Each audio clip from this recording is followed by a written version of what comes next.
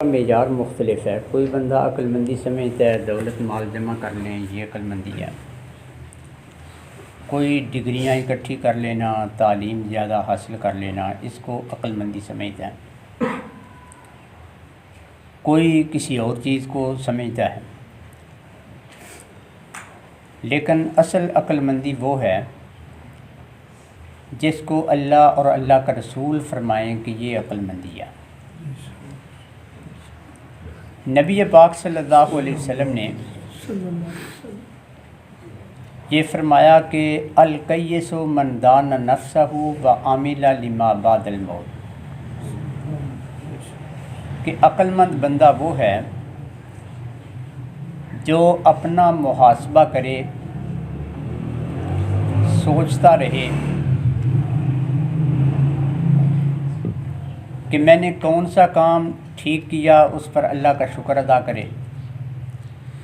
کون سا میں نے غلط کیا اس کے لیے فکر مند ہو جائے، اس سے توبہ کریں۔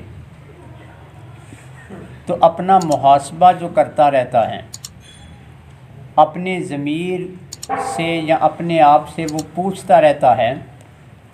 کہ یہ کام غلط کیوں کیا، یہ کام غلط کیوں ہوا، اور یہ نیکی میں نے کیوں نہ کی۔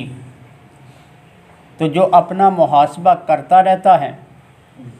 وَعَمِلَ لِمَا بَعْدَ الْمَوْتِ، اور موت کے بعد کے لیے،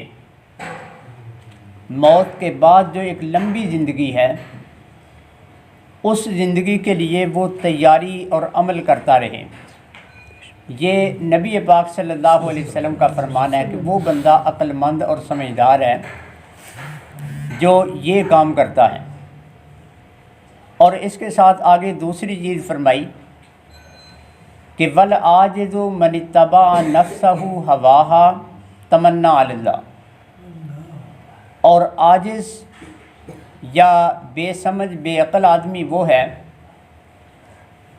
کہ جو منمانی اپنی کرے،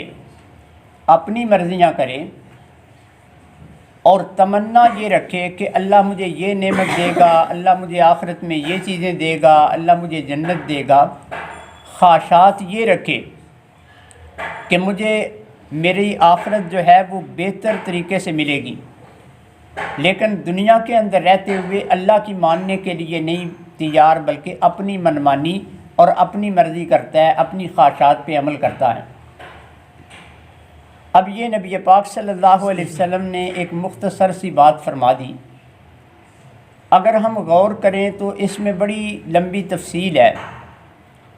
کسی پہلو سے کسی لحاظ سے بھی ہم دیکھ لیں کہ ایک دنیا ہے، دوسری آخرت ہے۔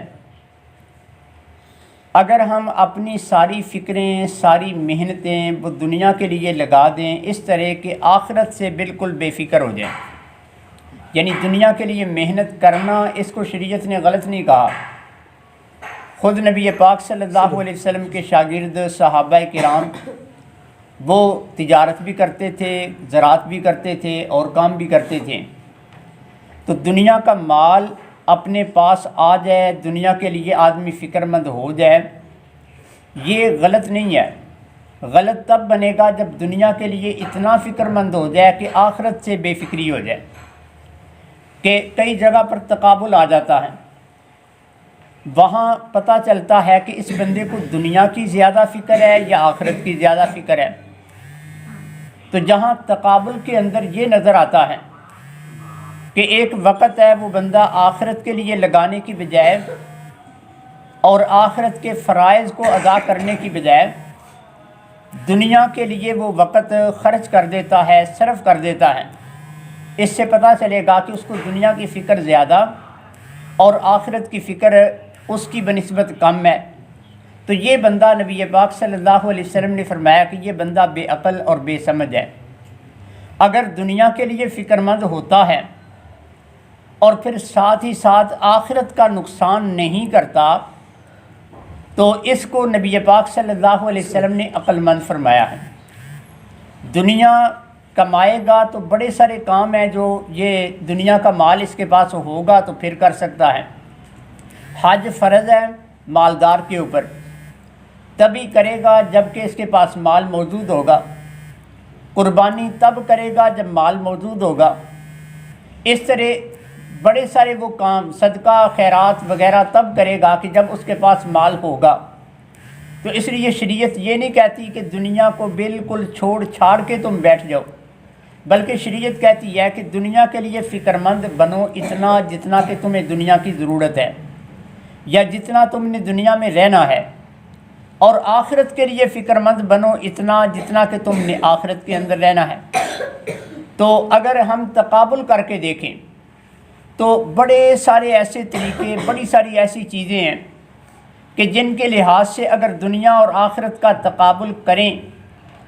تو پھر ہمیں پتہ چلے گا، ہماری عقل بھی یہ مانے گی کہ واقعتاً جو بندہ دنیا ہی کا ہو کے رہ جاتا ہے اور آخرت سے بے فکر ہو جاتا ہے تو وہ بے عقل اور بے سمجھ ہے۔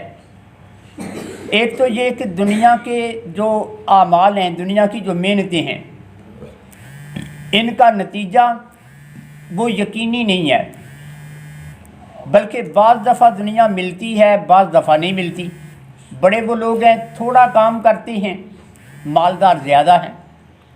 بڑے وہ لوگ ہیں زیادہ محنت کرتے ہیں لیکن مالدار وہ کم ہیں، ان کے اخراجات پورے نہیں ہوتے۔ تو دنیا کی محنت جو ہے اس کا نتیجہ یقینی نہیں ہے کہ بندے کو اپنی مرضی کے مطابق اس کا نتیجہ مل جائے، جبکہ آخرت کی محنت جو ہے اس کا نتیجہ یقینی ہے۔ اگر میری طرف سے کوئی کمی نہ رہے، میری نیت کے اندر خرابی نہ آ جائے، اور میں نے اگر کوئی مالی عبادت کی ہے تو میرے مال کے اندر کوئی خرابی نہ آ جائے، میری طرف سے کوئی خرابی نہ ہو، میں اگر محنت ٹھیک کرتا ہوں تو آخرت کا نتیجہ وہ یقیناً ملے گا۔ تو جہاں یقینی طور پر ایک چیز ملتی ہے اس سے بندہ بے فکر ہو جائے، اور جو یقینی نہیں ہے اس کے لیے فکر مند رہے، تو ہر بندہ کہے گا کہ یہ آدمی بے عقل ہے۔ پھر دنیا اور آخرت کا یہ بھی فرق ہے کہ دنیا کی محنت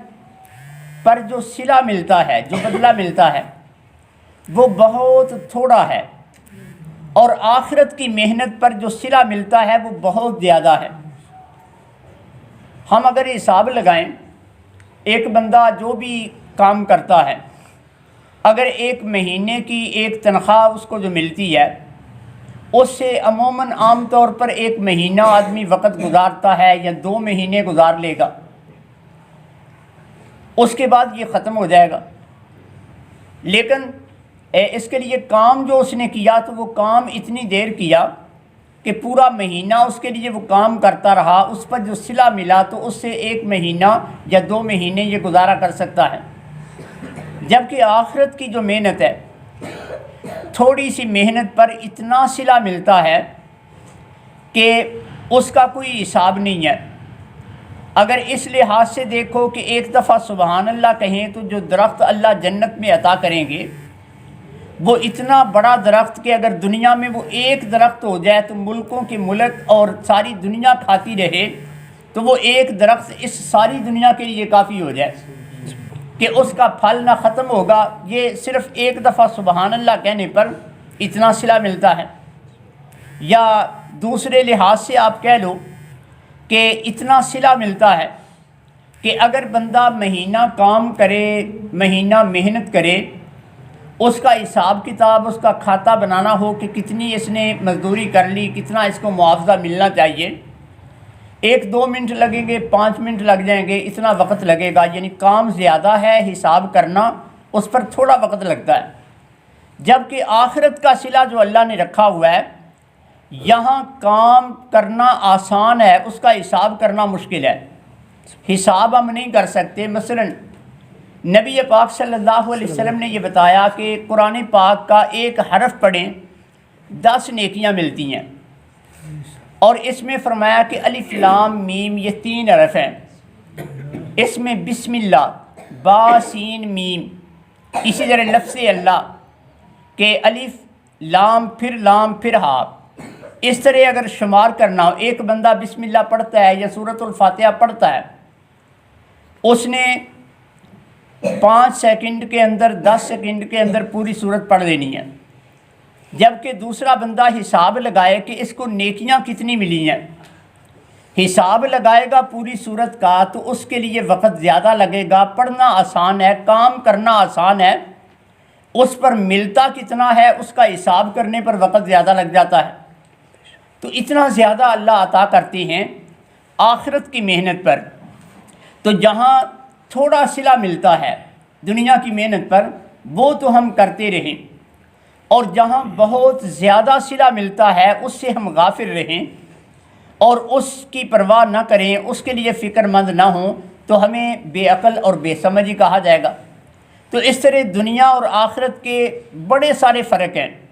کسی لحاظ سے بھی تقابل کر کے دیکھ لیں تو ہر لحاظ سے دنیا اور آخرت کا اتنا فرق ہے